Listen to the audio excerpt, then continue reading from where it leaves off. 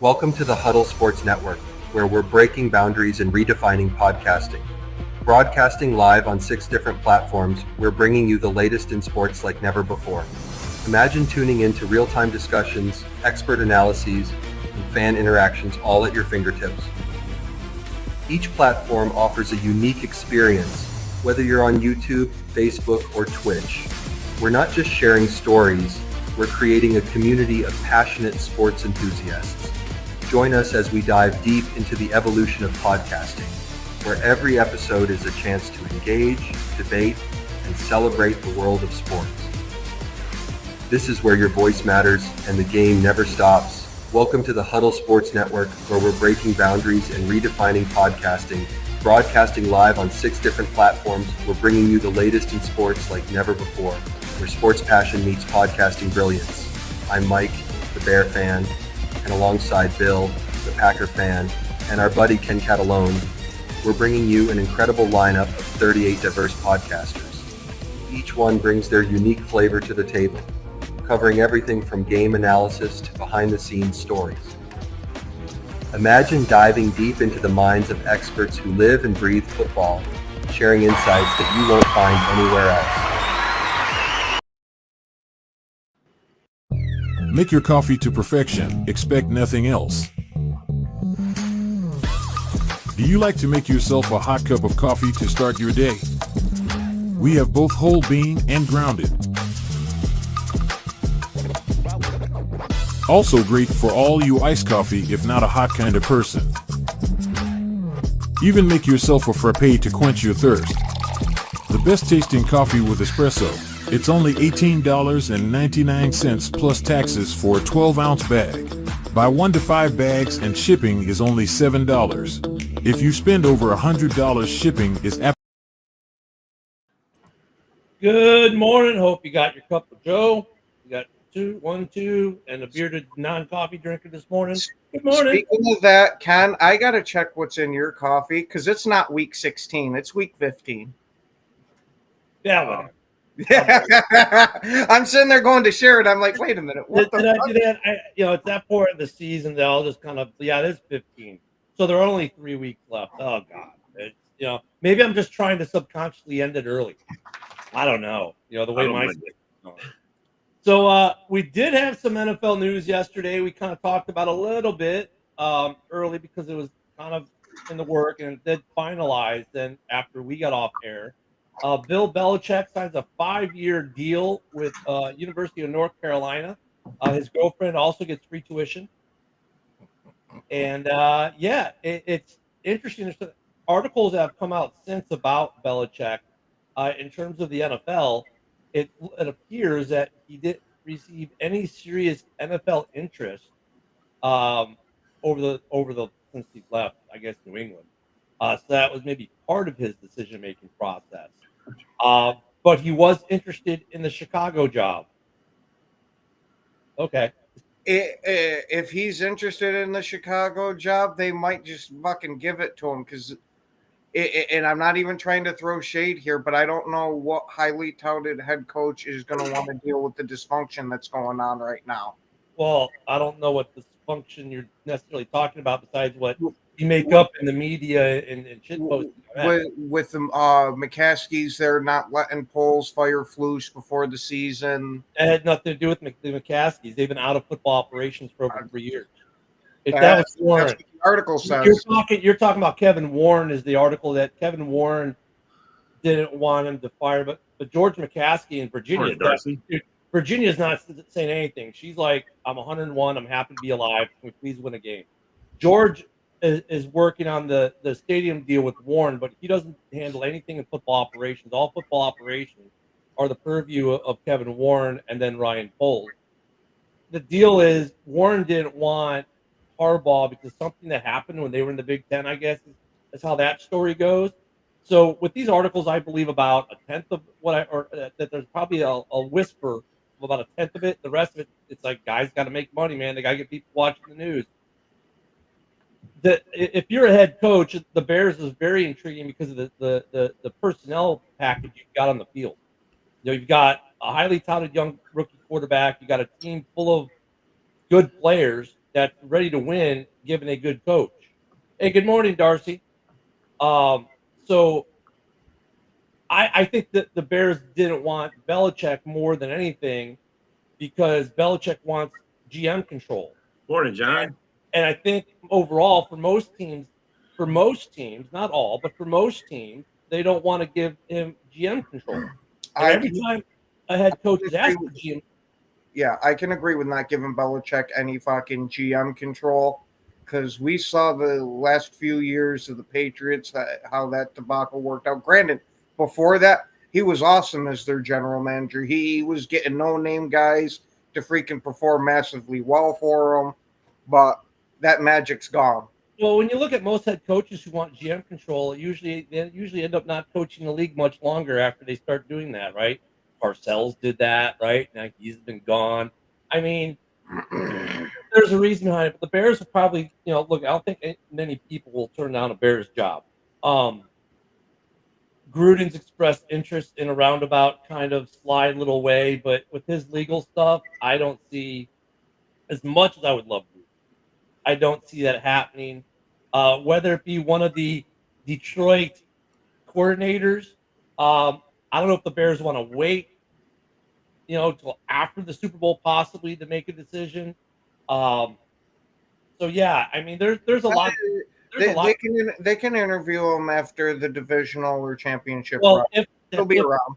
The Lions though can block that, right? I mean, yeah, after the division, I get what you're saying. No, they cannot block it because they can block it as long as they're still playing. As long as they're playing, but after the second they're done, they can't because it's an upward. Right. Well, you're assuming that they're going to lose in the divisional. I'm not assuming anything. So it depends on what happens there. There's that piece, but then again, there's a lot that goes into this. Not just like, is there a hot OC or a hot? I mean, look, all these guys were coaching candidates at one point or another were the hot OC or DC, right? Or even Flus, who will be highly sought after as a DC, probably. Sala will probably be highly sought after as a DC. Grable, when he's prior to New York, will be highly sought after as OC. I mean, Matt Nagy is now the heir apparent in Kansas City after his debacle as coach of Chicago. All these guys are qualified, right? It's just that's the base for the Bears, and I don't want to get too much of the Bears head coaching situation. We've got all off, or not all off season, but just chunk of the off season draft, which is done before that, to ponder all the people that we think it's going to be, and then find out none of the people thought it was. It always goes, right? It's like there's more to it, like Vrabel. Like Vrabel's the actually guy I like. I'll bring him up because he's low-hanging fruit, right? He's a defensive-minded coach. He runs a 4-3, which is what Chicago's manned for right now. He has a good history offensively with OCs and get good production out of his offense.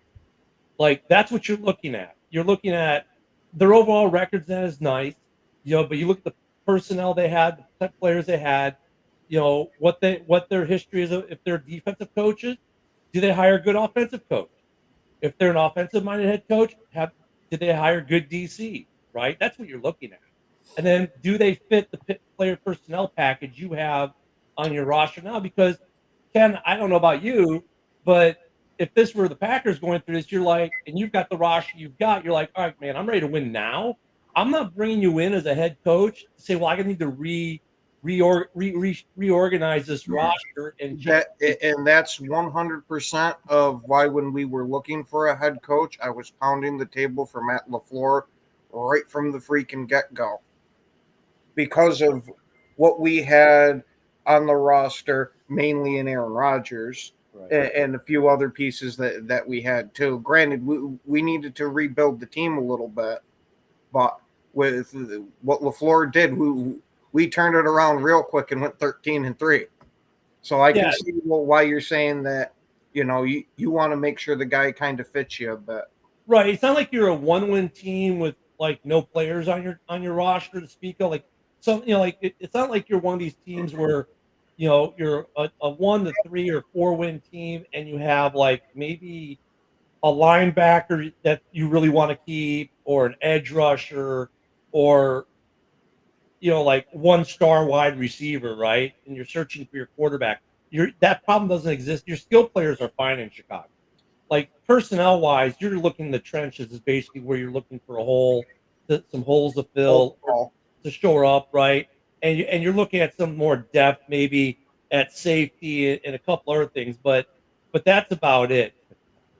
So I mean, Well, I put that- my floaties up along with my rubber ducky, Isaac. But, so I mean, but so like, to answer Tyler's question, just real quick, I do not think there's any way the Cowboys keep McCarthy. Nope. yeah, that's what I was just about to say. The same thing, Ken. And the thing, like Ken, actually, that's a better example, right? Like in Dallas, they've got a good quarterback, they got a good receiver, and they've got a great defensive player, right? A great linebacker. They're a team where you can take a head coach that says, "Well, I got to strip it all down for a year or two, and bring a bunch of new people in to fit whatever it is I do," and you can, that team is probably more set for that than what say Chicago is. Carolina, well, I don't think they're changing out their head coach, but New York was in our situation. If Vrabel gets fired, that's a situation where you can hire coaches. Well, I need like at least you to, like we need to move some personnel around because what you got in this roster doesn't work. Ken, where's your other background, Jonathan? Yeah. Yeah, that's been retired until if he ever loses the bet with the Lions again. So I mean, those are the teams though that are going to be, able to, be less selective in that regard. Is like, how well do you fit me? Those are teams that can fit the coach, and they're not, whereas the Bears are a team that they need the coach that fits them. Whereas Dallas can one size fit all it, if you will. Does that make sense, Ken? I wouldn't necessarily say one size fits all with them because you have seen the instances where coaches have come in and they've had decent personnel there, but because it doesn't fit their scheme, they end up ousting them. I want the guy that not only has his own scheme, but can tailor it to the guys that are already there until 2, 3, 4 years down the line when you can get rid of those guys and it not hurt. And then you can bring in your system guys and fully run the system you want. That's the type of coach that I like. I don't want like the Bill Belichick type of guy where it's, this is my system. Right. And if you don't fit, you're going to be out on the street corner selling hot dogs. Right. But right. Oh yeah, I agree with you. And you also, at the same time though, like if you're Dallas, what I mean though by that is like Dallas has more leeway. They can bring in a guy who says, hey, we need to make some personnel changes. Right. Like we need, for this to work, we need to make some personnel changes. I need you to go get me a tight end, or we need to Chucky. That he's an interesting topic. Chucky is right. He's becoming more visible in the NFL landscape with his Barstool contract this year. And he's got his own little podcast, which is great. The Gruden Loves Football stuff is awesome. Let me tell you, he still 100% has the football mind because there's a lot of games that he is almost dead right on the freaking prediction. And it's so freaking baffling. Like, are you kidding? It was funny. I saw an article, was it yesterday? It said, well, at 62 or 63, however, I think he's like 60, at 63, does he have the drive to be a coach again? Like, and here's Belichick at 80 signing a 5-year deal. Like, is that really the argument you want to go with these guys? Like, how old is McCarthy now? We've seen what the recent trend is in the NFL. You got to hire the youngest head coach in history. Yeah. That's the Wonder Luck kid. Eventually, we're going to be seeing some guy come straight out of high school, and they're going to say, "You're the next head coach of an NFL team." I don't know about that, but I get what you're saying. Granted, I'm being a little dramatic with it, but it's to the point of it almost seems like some of these hires, they're hiring just so they can say, we hired the youngest guy. Yeah, but they got to come with some sort of pedigree. I mean, LaFleur, he was young, but he's been around. He was seasoned. I didn't see LaFleur as a candidate. I'm so glad we went this direction because really McCarthy was pretty solid till he wasn't, and I'm like, who do we get to replace him? And we got someone better. So, well, you look at the Miami situation. They hire a young, smart kid, and I love McDaniel. He's great. Oh yeah. But you get him, and now it's what every team is chasing. It's like, oh well, there's more of him out Well, there. it comes from the Shanahan to McVay to Daniel there. Granted, LaFleur kind of fit the mold there, but he was a little bit older. He ended up being still pretty young. I think he was only like 2 to 4 years older than Rodgers when he got here. So there's look at this is going to be a good off season for some coaches. I mean, Ken, you're in New York. I know you're not near the city. You're more towards the Buffalo side of New York versus NYC side. But I mean, I still hear a decent amount of Giant stuff. Are they looking to move on from Drabel? I have heard not just this year, but all the way from last year that a lot of people in the New York Giants building are not happy with him because of how he acts on game days. He is almost Bill Belichick-esque, except he's more of an asshole personality-wise. Yeah, I know it's shocking, but I've seen multiple reports on it, and that's why either his offensive or defensive coordinator, I don't remember which one, why he left it at the end of last year because of how much of an asshole that guy was on the sidelines. He said, there ain't no way in hell I'm taking this shit no more. So here's an interesting thing. I mean, defensive coordinator-wise, there's two really good ones out there that we know are going to be available for hire right now, right? They both got fired as head coaches, right? Mm-hmm. Saleh and Flus are going to – now, Flus obviously is not going to be the DC in Chicago. That's never going to happen. But Saleh could end up. And then offensively right now, it looks like Drabel might be hitting the marketplace, right? So if, let's say, Vrabel is your head coach, the Bears could possibly – Vrabel could hire Drabel as an OC. I mean, I just a little dream talking here. But – that might work because of how intense Vrabel is. Right. Vrabel's intense, but he's not an asshole. But if you're an asshole, I can see him shutting you down real quick. So though with Drabel though, like, and that's the thing, like Flus, I think he should be, like don't look for a head coaching job next year. Drabel, don't look for a head coaching job. Saleh, don't look for a head coaching job. Go back to what you were good at. Like I think Matt Nagy is actually a really good example of this, right? He gets fired from Chicago, he goes back, doesn't even become the OC. He goes in as the quarterback coach in Kansas City again. Works with Mahomes, right? Now he's been the OC for what, the last 2 years? So, he's had a few rings to his hand, and now he's probably the heir apparent in Kansas City. I mean, go back to what made you the name to begin with, and take your lessons learned and apply those as an OC or DC. Show you can do it again, and then I think you get another head coaching job in 2 or 3 years. So for teams that are going to be looking for a head coach, and the Browns could be – Stefanski's not completely safe there. He could be gone. There's going to be some good coaches available this year, not just head coach-wise. I think Stefanski will get another head coaching job. Peterson will get another head coaching job when he gets fired out of Jacksonville. But there's some guys. There's some good OC and DC folks that these guys can hire. I mean, really, you're going to find another team that, it may not be Chicago. It could be another team that's going to hire a new head coach and get who's one of the good offensive-minded coaches out there right now. I mean, you could get the stud OC from Detroit as your head coach with Eberflus as your DC. That sounds pretty enticing to a lot of people. John, I like your thought process, but I don't think McVay's going anywhere. Kyle Shanahan, I think, is a possibility. If they get in the playoffs, no. But there are already people. Wait, you're talking about the Rams, right? Well, no, McVay. I'm sorry. Well, McVay's not going anywhere. I don't think. Yeah, there's no way in hell I see the 49ers getting in the playoffs. No.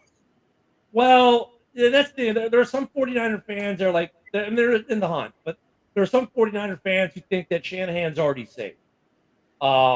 Because they're because of the injuries and blah, blah, blah, the contracts and, They're in the hunt, like the guy that's 40-something years old's gone out hunting every year and has missed every deer that he shot at. There ain't no way in hell they're getting anything done. So for a second there, I thought you were talking about John Dorn. Then you said they missed every year. Like I know John gets at least one or two. Yeah. I was gonna say I've seen some of Dorn's kills. He got a nice shot. Yeah, Jason, I agree they do. And that's the other thing I think for the Bears is they, with this head coach that they're looking for, that, I mean, look, I hope the last long-term head coach we had was Lovie Smith. And Lovie Smith's a good example of what the Bears don't need, though, at the same time. They need the longevity of Lovie Smith, but Lovie Smith was terrible at hiring offensive people. That's why, he's not getting head coaching gigs anymore. I'm telling you, if I'm the Bears, I'm honestly looking at Lovie Smith again because he was a 10-win season when they fired him, and they haven't really done much since then. That might go to breaking the curse of Lovie Smith. Yeah, kind of like the Billy Goat curse for the Cubs, except now it's Lovie Smith for the Bears. Mm-hmm. I mean, the only problem I have with Lovie is, and look, I like Lovie. He runs a 3-4, great defensive-minded coach, but everywhere he's been, even in college, terrible with the offense. That's his Achilles heel. And with Caleb now and the fan base already wanting an offensive-minded coach, mind you, that's what because they seem to think that that's somehow the master key, and it's not. But with Bears fans already want an offensive-minded head coach, Lovie Smith is probably the worst guy because he's never shown the ability to hire good offensive coaching people around him. I mean, I agree with you, Ken, but on one level, but on the other side, I mean, he's a conundrum, though. You know what, though, Ken? Now that I think about it, he is probably one of the few defensive-minded coaches you could get away with hiring in Chicago and not have the fan base go, oh, my God, you hired a defensive coach. Because in Lovie, we trust, right? And you know what's ironic? And Rob, you'll get a kick out of this because I know you like to say this about Poles saying, oh, we're going to take the North and never give it back, and he hasn't. You know why Bears fans love Lovie Smith? The first words out of his mouth in his news conference when they hired him was, we're going to beat the Packers. Yeah, I remember that. Yeah. But he did it. I agree with you. Mm-hmm. No, I agree with you, Rob. No, that's exactly why every coach or GM that the Bears hire say it now because Lovie Smith said it. Wow. I think the article I read about that situation, Poles, he said that because he thought he was going to have more control, and when he got here, he like they sort of yanked the rug out from underneath him, and he doesn't have as much pull as he says. Look, he's not even get to pick his own head coach. So yeah, actually, he's getting to pick the head coach, and the deal in the control is this. And I understand where the article is coming from because I read the same article you did, and I read 3 others. Here's the problem with it. And look, I get it. I think that article was on Heavy, right, or one of those other ones. Here's the problem with that article. Yes, when Poles was hired, Warren wasn't there yet. And he was told, you're going to answer just to me, right, to McCaskey. Then they hired Warren. So the only thing that changed was instead of answering to McCaskey, he answers to Warren, a football guy. And that's part of what the problem is. He thought that all he'd have to do is get approval from the owners on what he wanted to do. But now he just gets approval from Warren. Yeah, but now you got a middleman. Not only do you have to appease the owners, you got to appease him too. No, but Ken, you don't, because Warren is in charge of all football operations. He has the power to act autonomously. He doesn't need ownership consent. They gave him that when they hired Warren. They gave Warren free reign and control. So basically, there's no ownership control on football operation.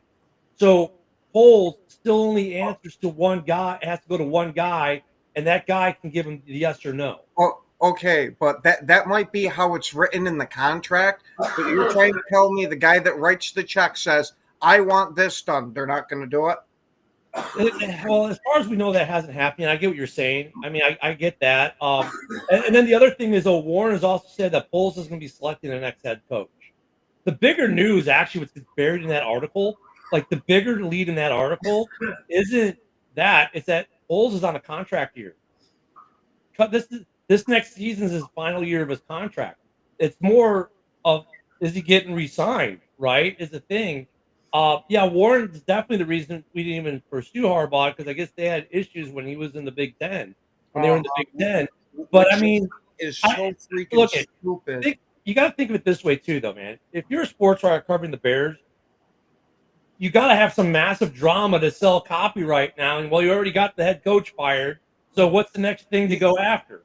I was gonna say, you know, I can kind of see where you're coming from. That for the whole reason of Chicago's not doing shit this year, so the fans aren't going to be going out and this guy's looked amazing in practice. This guy's getting ready to come back. We're getting ready to go on this run. There's none of those articles that are available to be out.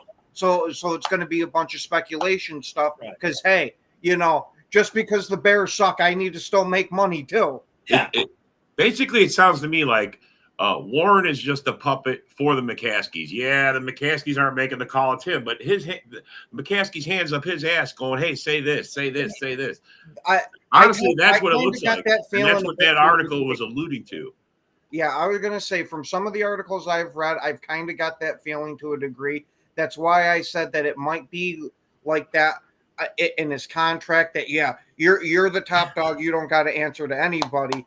But that's why I also made the reference of, well, when the guy signing the check says something, you kind of got to do what he says. I mean, Ken, it's like, you know, they're not gonna pitchfork and tiki torch the players on this roster. Yeah. So I mean, they've got to generate something. I mean, and they don't want to burn the head coach hunt thing too much because they realize fans are going to get burnt out. Like we're already burnt out on it, right? I mean, so they got to have something else to talk about. The season's still going. You guys are talking about next season about your head coach. The season's still going now. I mean, and that's just it too. And I don't think for them it's done. But you know what though? I mean, no, but Rob's got a point though. And the thing is, but that Rob is also very telling of what the fans probably think of Brown, the interim becoming the full time. They don't think it's going to happen already based off the San Francisco game. So they've already moved on from Brown. I think Brown is done in Chicago, and he's going to be a good OC candidate for another team. That's why when they did it, remember I said I wasn't happy about it because you burnt him. Now there's no way you make him the OC next year. You can't because he's the head coach right now. And if there's ever any kind of small disagreement between Brown and whoever the head coach is, now you have a potential rift of when he was head coach. Yep. I was just thinking that myself too, because you're going to have players that absolutely love the guy and guys that absolutely don't give a shit what he says. Mark, you can't be serious about that comment, right? I mean, you don't think the media creates drama? Have you watched, and we're not a political show, but have you watched Fox, CNN, MSNBC, and all the mainstream media, the newspapers? Come on, dude, they make a living of it. I will back Ken up on this one a bit because even this year, with how good Green Bay's record is, I've seen a couple of things speculating about LaFleur. Like, are you kidding me? Yeah. But granted, I've said a little bit of speculation stuff too, but I also caveated it with that's if he doesn't have the late season pickup like he usually does, which it seems to be that's what's happening again. I mean, the way sports media works more than mainstream, let's say, just non-sport media, dude, it's very click-based, very internet-based. How do you think they get their advertising? They got to get people to interact with their articles and leave comments and all their monetizations and all these platforms. I mean, dude, trust me, if they can find a way to get an article go big and create discussion, what do you think we do here some days? But, we do the exact same freaking thing.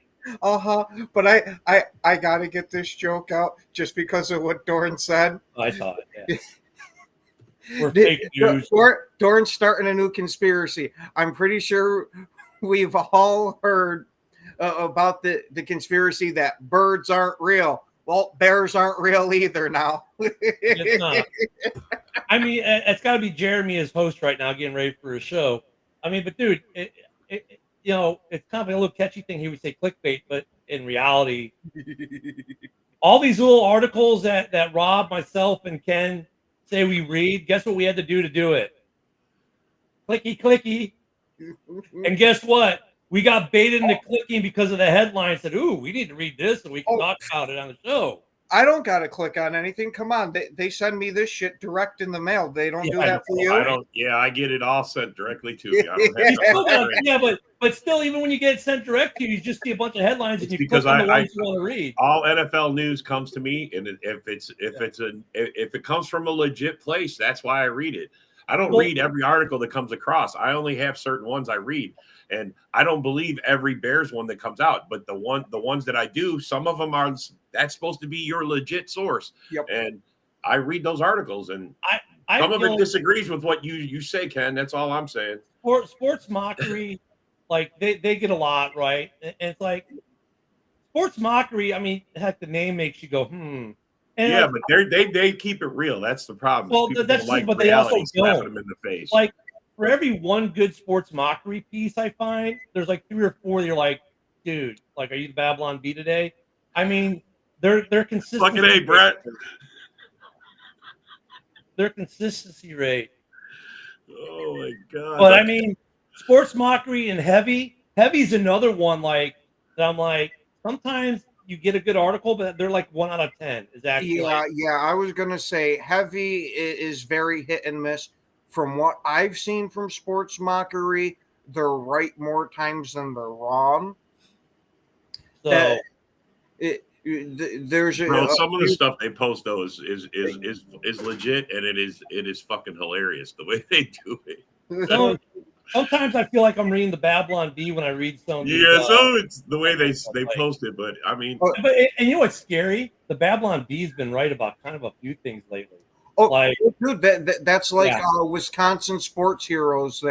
They are usually so freaking wrong that it's laughable, but they've actually been right about a couple of things.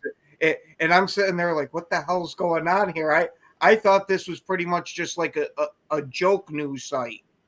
But with the Poles Warren situation, like, can I understand like why he would be upset? Like, well, there wasn't a president of operations named Warren when you hired me. Now there is.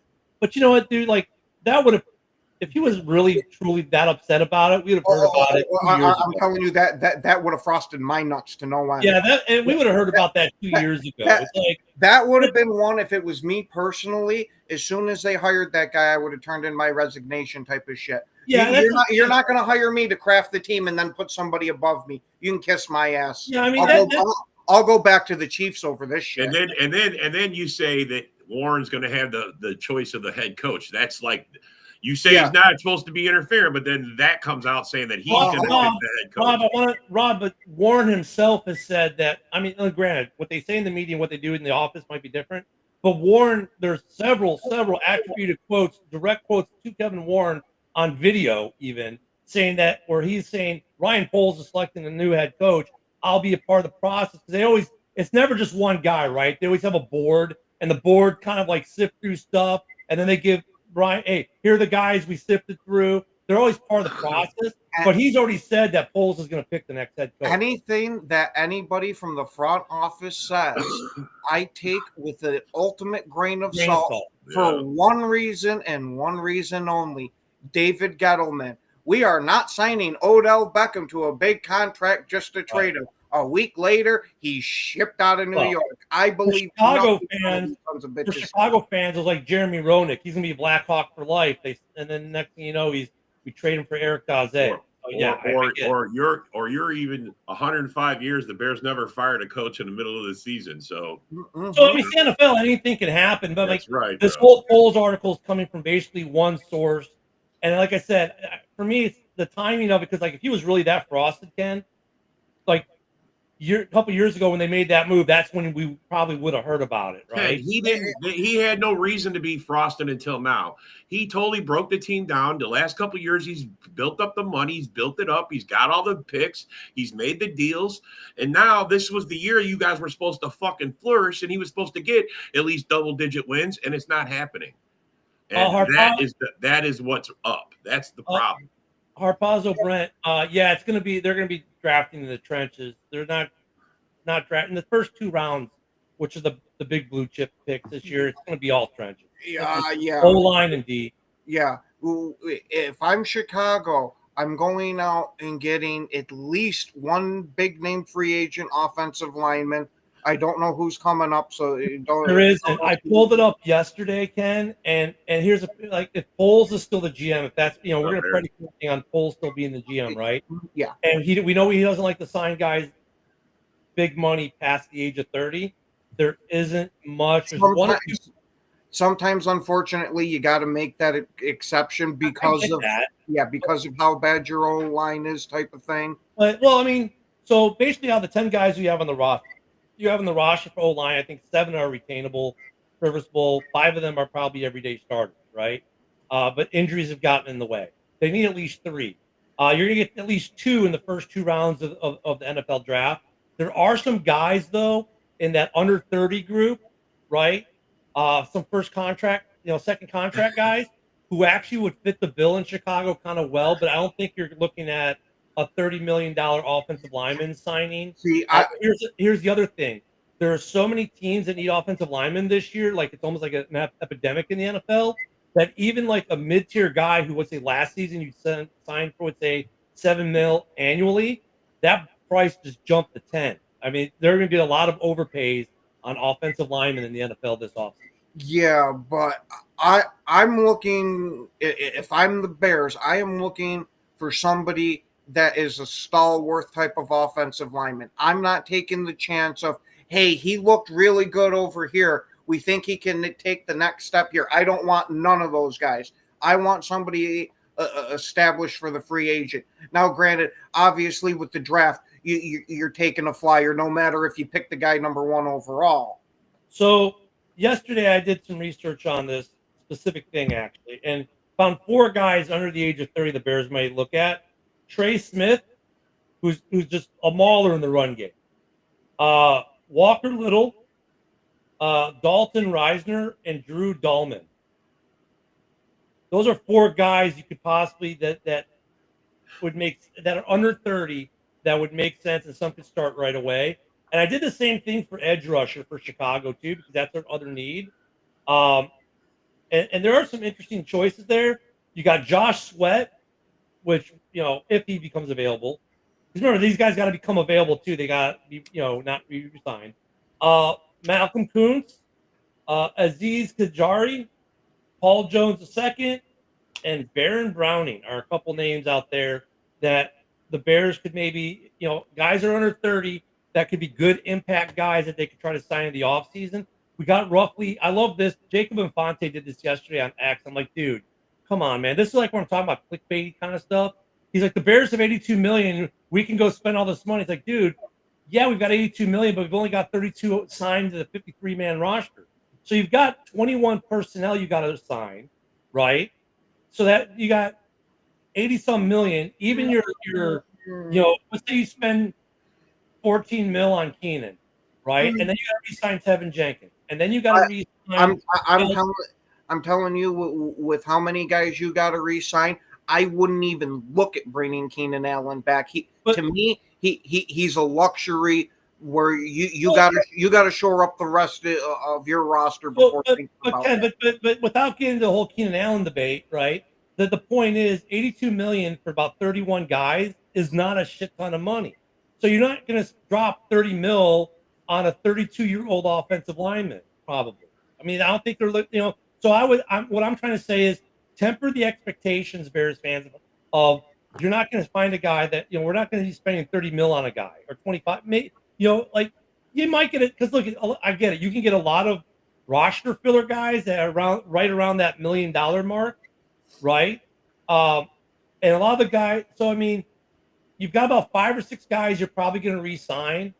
Whether Keenan Allen's a part of that will be debated postseason.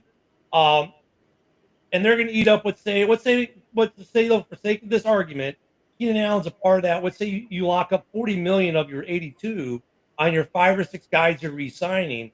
That gives you 42 million for roughly 25 guys, 26 guys. It goes pretty quick, So I mean, granted, you can get a lot of guys like Jack Sanborn is a guy you got to re-sign who makes just under $1 million right now. He's going to get a nice pay rate, right? So 82 million. My point is 82 million goes quick. Now, whether Keenan Allen's a part of that, that's a topic that will be debated postseason. at the beginning of the season, everyone said no, no, no. I think some Bears fans are changing their mind on that, but Bears fans need to temper their expectations with what we're gonna do. But to go back to your original question, Brent, though, it's gonna be O-line, and yeah, you're right, A-Dub. I mean, even I try to do that some, but with the fan bases, that doesn't matter what team it is. There's always that section who believes no matter what they do one good thing or they're automatically going to win the Super Bowl. I mean, look at Lions fans. Absolutely. And I'll even say, look at Green Bay fans in the past few years. A lot of us would have swore up and down that you were going to the Super Bowl. And after seeing some of that, I now completely tempered my expectations until it looks like we're going to win the NFC Championship game. I'm not saying anything more than we're Super Bowl contenders. That's right. And A-Dub, you're right too about sometimes signing a veteran player is more than just the field. The question that I saw in there that Brent also said about JJ McCarthy. Oh yeah.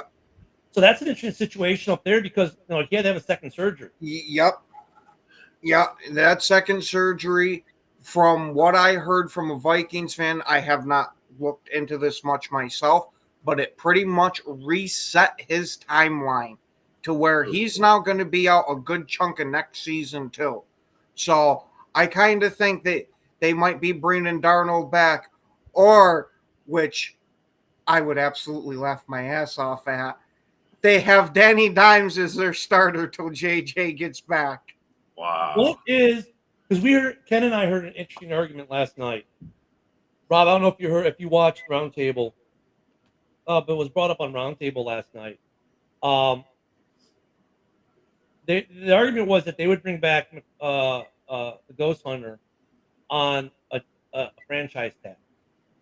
I don't think there's any way you can franchise tag him unless he goes and wins you a playoff game or two. I don't think there's any way you can give Sam Darnold that kind of freaking money, because the franchise tag is $43 million for the year for a quarterback. I wouldn't want to pay him that much. Granted, if he wins a couple of playoff games, I'd give him 40. Well, let's say he wins a playoff game, right? Yep. I mean, okay. It's a hard place. It's a hard place for Minnesota's front office to be in because JJ is going to be out for a good chunk. Danny Dimes, are you really going to hand the team over to him? And if you get rid of Darnold, you might not be safe to walk from your office to your car.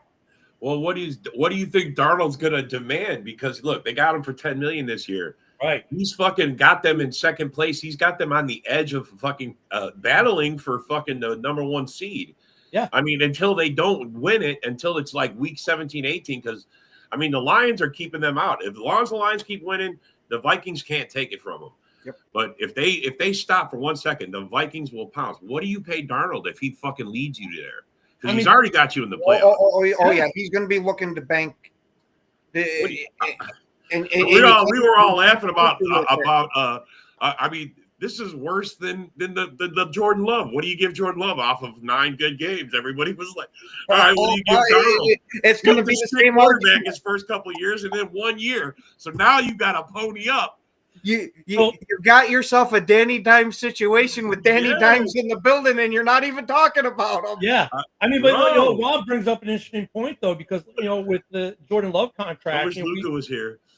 We had many arguments about that, and look, I don't know where that argument, the resolution of that argument is yet to be seen, because if you base it just on this year, it's like you might have overspent.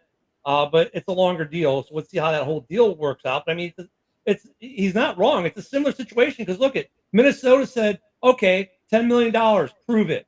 Darnold said, "Okay, I proved it." Yeah, he did. He called them. Right? They weren't. I'm telling you, even Minnesota wasn't expecting this. I can guarantee it, because there's no way you draft a quarterback in the first round if you thought that this guy was going to turn it around for you. So it's like. And here's another thing, too. If you're Minnesota and you have JJ, now look at the second operation, Rob's asking where we haven't seen it in print. But go ahead, Yeah, Dan. we heard it from another Vikings fan that had said that it had come from the Vikings, but they're trying to keep it a bit under wraps. That apparently the tendon never fully healed to the bone, and they had to go back and repair Yeah. that part of it. Really? So, Yeah. and I'm so prefacing this because I did not see it myself. I have no idea of the validity, but the guy I heard it from is a reputable guy that has been right about a lot of stuff. So until I see anything otherwise, that's where I'm leaning towards. But even Rob, if let's say if that's not true, we'll just say until it's confirmed, we'll just say operate for the sake of argument, that's not true. Darnold, they said prove it. Darnold said, okay, hold my beer. I proved it. Now you're going to be probably at worst second in the division, right? If you keep winning, at best you could be the number one seed in the NFC, right? It's still in the realm of possibilities for you, kind of. Okay, let's say JJ wins you a playoff game. Let's say he even gets you to the NFC Championship game, right? It's going to be hard for Minnesota not to pay him. And it's not like they're, let's say he wins you a playoff game. Let's say he just wins you one, and then let's say the Packers knock you out in the second round, or the Lions do, or whatever, Yeah. or the Eagles, whatever. Okay, at that point in the game, you're playing great team, really good teams, anyways. If you lose, hey, it's not like the first round. So, okay, what do you do? Because are you going to really say, well, hey, JJ, you just came off a massive knee, an ACL, MCL situation. The team is yours. Bye-bye, Darnold. And, oh, by the way, Danny Dimes is our backup. Do you think that's going to go over well in Minnesota? You know what I mean? Yeah, but at the same time, it might kind of be a blessing in disguise type of thing to where you can now get JJ completely acclimated to the league and kind of give him a Packers scenario where he can sit for a few years, completely learn everything that you want him to learn. And now that you got the mental aspect 100% locked down, now you can go show it on the field. Well, that'd be why it's signed. I'm saying, like, no, but I was saying, like, do you think they're really going to get rid of the Ghost Hunter and just say, okay, JJ, here you go. You haven't played in a year. We don't know how good the knee is, and Danny Dimes is your backup. Hey, Vikings fans, we're set up for success. Right. That's putting a lot of faith in a guy coming back from injury. Granted, who's never played a down. Yeah, you want to believe, he's going to absolutely be back, and you see a lot of instances where they come back, but you do see your fair instances too of a guy that can never get right after a big injury like that. Granted, it's starting to get less and less with all the medical advancements that we've had in recent years, but I still wouldn't feel the greatest about it if I was a Minnesota fan. I mean, the Penix situation, yeah, you can kind of make that argument, like, Penix is probably going to sit for at least another year or two. I mean, I got a feeling Penix is going to be starting at some point next year, and Kurt is going to be the first $40-50 million backup. So, well, here's another difference. Penix was 8th overall, right? What was JJ? Was that 13? Did they pick a 13, 11, 13, somewhere around there? So his money on his 5th-year option is not as much. It's actually significantly lower because for the back you go in the draft in the first round, that 5th-year option becomes significantly lower pick by pick. So, yeah, I mean, look, they've got There 4 you go. more years. That's logical thinking, Rob. I totally. They've got 4 more years of McCarthy, right, on a rookie deal. So you could afford to keep Darnold for 2 years even. Yeah, you just give him a 2-year deal. Give him a 2-year deal and roll your dice, because if he's playing like this, JJ's not going to be this next year. You cannot expect this kind of play out of JJ next year. I won't say he's not going to be, but the odds are that it's going to take a maybe bit. By season's end, yes. Yeah. But, I mean, you got to go through all those growing pains. So what? You let him sit another – it hasn't hurt Love's game. I mean, so you let him sit behind Darnold, let him learn at least one more year, especially while you got talent on that team, man. They got no way you should waste it. So that begs the question then, though, right? So I think what we've said here in going through walking the dog here is this. the franchise tag is not going to work. No. He's going to be like, you want to pay me how much? I mean, it's a nice raise and all, but I mean, can that go is over a here and get, considerable raise compared to $10 million, though. Yeah, I mean, it's just like- think about that. I mean, but he's like, I can go over here and get 50 mil.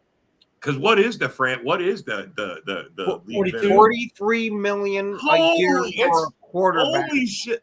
4 times what he's getting right now. So here's So I mean, question, he might though. settle for the I franchise tag. know if they give him a deal like that, he can go out and hire his own group of ghost hunters to finally cleanse him, and he'll be 100% perfect. So wait, here's my question though, guys. What He's got that kind of cheddar. what's his what how much money could he get on the open market?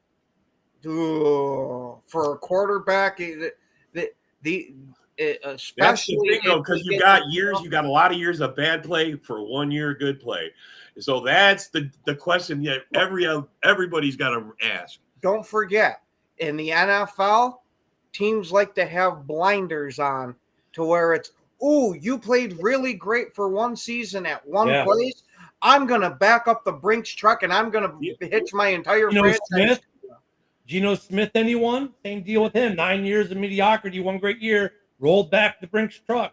So I mean, what's he's not going to be able to take JJ and all those talent with him wherever he goes. He's so only got him there, so he's got to play there. If I'm Sam Darnold, I'm just trying to maximize the money I can Yeah. get out of the Vikings so and leave it at that. I wouldn't seriously think about going I somewhere. wouldn't want to fuck with the magic that you had from this year. so what? 50, That's my 50 point. I mean, are we north of 50 mil? No, Market. no. I I don't think- would say you're think he somewhere has to do between the 40 and 50 range. I think he's a 50 reasonable is guy. I absolutely think he still. knows he had some bad years. You know, he's reasonable. Yeah. You could negotiate with him. He knows that the reason maybe he's better this year because of the talent around him. So maybe 3 years at 45 average. I was going to say, especially if he wins. How much a you playoff guarantee game, him? I'd do it. How much you guaranteeing that? That's the big question. How much? Oh, the guaranteed money is going to be the bitch. That's the question. But but that's how you make the deal. That's what Uh-huh. makes or breaks this deal is the guaranteed money. So that's the thing, though, too. And Robert makes a good. Yeah. Like, look, when Darnold played for the Jets and Panthers, they sucked. They didn't get. I mean, yeah, DJ Moore got 1,000 yards with the Panthers with them, but DJ Moore was getting 1,000 yards with everyone at the time. But now, look what he did for the Bears last year. Because now he's got a real team around him, whereas before he didn't. So the question, and Rob, you're right. Like it's like last year with a lot of these contracts, right? We're like, oh, they're not going to. It's the guarantee, and it was always the guarantee. So always it's the guarantee. money. What's the void year, right? Or what are the voids looking like? Like, can they void out after year 2, year 3? I was going to say I would fully guarantee his first year and a portion of the second. So like After 65, 70 mil.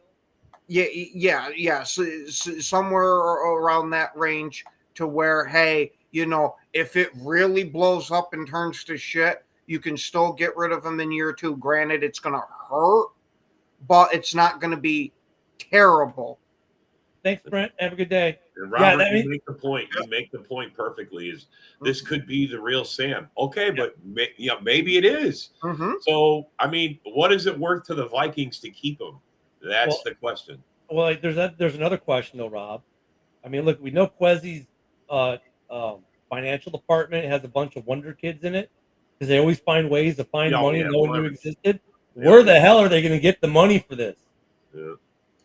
Because they got another guy they need to extend soon in Addison. No, see, this is where you have Ziggy Wolf sit there and talk with Sam Darnold and say, we're going to offer you a $20 million contract, and I don't know what that briefcase is doing sitting next to you, but it's not mine. But in all legality speak, though, I mean, dude, he's gonna be on the parking lot, and the Brinks truck's just gonna pull away, and a bag of money is gonna fall out right in. They've got another young wide receiver. They're gonna have to shell out some serious cash on here shortly as well. Guys, I mean, I saw what you posted in the back chat, Jeremy. You know what I mean? Like, for them, it's like I get it, but where's the where are they sacrificing financially? Because here you were thinking, okay, we'll pay at the beginning of the year, right? I mean, Rob was like, well, we're going to pay him 10 mil, and JJ is cheap for 5 years. Well, now that cheap quarterback you were banking on for the rest of your roster and all these signings you did just went poof. And now you're back to a $50 million, almost $50 million a year, 45 to $50 million a year quarterback that's going to be on your book. You just Now- went back to Kirk O'Chain's money. I was just about to say, can you imagine how pissed Kirk would have to be? You're Yeah. going to give Sam Darnold that kind of money, and you guys told me that no, we're not even going to give you a team-friendly deal like you asked for. Beat it and get the hell out. I mean, no, but it's funny though, because like all the arguments these guys were like Sarah and Rob and folks were making about, well, it was okay to let Kirk O'Chain's go because the money piece. And now look at all these things we can do. Dude, you just lost that argument, just went away because you're now going to have to be paying basically Kirk Cousins money to keep Sam Darnold around for the next 2 or 3 years. So all those signings you did predicated on we have money. Poof. And that right there could possibly be why, even if Sam Darnold does good, they say, all right, go test your value out there. We got Danny Dimes in case JJ's not healthy enough to start. Yeah, but didn't enough people learn from New York this year when they did that with 2 of their studs, and both their studs are now on other teams? For all we know, they think they could do the same thing with Danny Dimes with Darnold next year. You know what I'm saying? We got all this talent. It don't matter who we got. We got all this talent. We just put a guy in there who's decent and could just throw the ball, at least can read a defense, has got some years experience. And let's just see if we can't make them better with the talent we have. Now, you're not wrong. If this happened again with Danny Dimes, I will straight up say that KOC is one of the quarterback whisperers. I mean, look at all these quarterbacks get drafted have to have some talent, right? And it's just whether they're in what situation they're in. So yeah, I mean, it could happen with Danny Dimes because unlike when he was in New York, he would have a real football team now.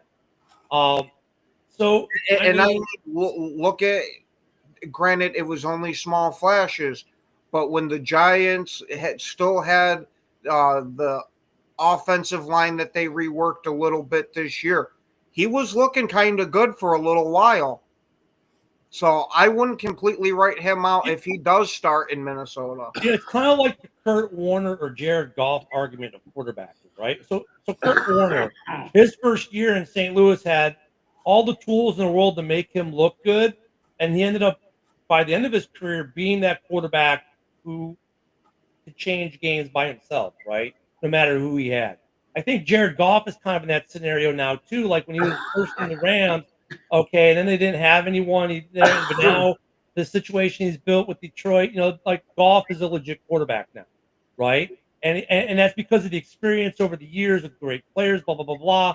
You can make that same argument for Danny Dimes, just these guys, but in reverse, right? They got saddled with such bad situation, but they learned so much that when they go to a team where it's a good situation, now that the fans the other base going, my God, why didn't we get this out, Danny Dimes? Because the rest of your team sucked. And this guy learned, and he became better for it. And now Minnesota might reap the benefits of your suckiness.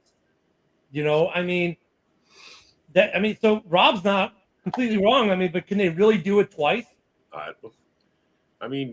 This is how things are done. You figure out a way in the NFL, and it becomes a fucking trend, and people do it.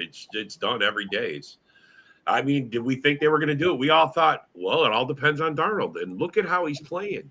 I seriously 100% thought the Vikings were going to be in the basement. Fuck. Not because of their roster, because of Sam Darnold. We're all eating that pie, humble pie. We're all eating that.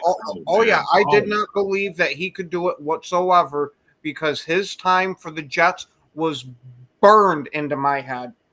Yeah. We got about a minute left. Remind everyone, enjoy the game tonight, which we didn't even talk about. We'll talk about it tomorrow, but it should be a great game tonight, so enjoy that. Don't forget JB, the Knee Biters. Yep, they're up next, and Motor City Knee Biters are up next. So you'll be talking Lions football on all our channels. We have any other big shows tonight? No, tomorrow we'll be back in the morning, and then we got Frozen Tundra Friday night, and then we've got the weekend slate. So please make sure. Thank you to everyone on X, YouTube, and all the socials. For liking, following, sharing, and making comments today. great show today. Hopefully we get a great game tonight that we can talk laments about some awesomeness that isn't a referee missing a crucial play. I'm tired of that crap. I'm sure you all are too. We're going to have a great day. Hey, Mike, Bear fan Mike, hope you're feeling better. He is doing better. They did send him home. We'll see you all tomorrow. Stay tuned for JB. He is